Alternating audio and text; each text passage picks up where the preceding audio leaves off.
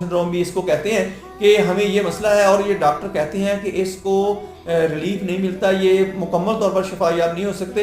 ये हो सकते हैं, इसका काज ढूंढना चाहिए, चूँकि काज इसका ये होता है कि आपकी जो डिप्रेशन होता है, आपकी जो एंजाइटी होती है, उसका इसके साथ बहुत कनेक्शन होता है, आपके ब्रेन का इसके साथ बहुत कनेक्शन होता है। अगर आप इन चीज़ों को कंट्रोल कर लें और ये मेडिसिन आप इस्तेमाल कर लें तो आप IBS से बिल्कुल बाहर आ सकते हैं। IBS का आपका मुकम्मल इलाज है, आपको परेशान होने की जरूरत नहीं है। आपने सबसे पहले ये करना है कि मेरी वीडियो जो है वो आपने आगे लोगों के अंदर शेयर करनी है, ताकि जिन लोगों तक मेरी वीडियो नहीं पहुंचती उन तक पहुंचना शुरू हो जाए और आपको भी फायदा हो, मुझे भी फायदा हो।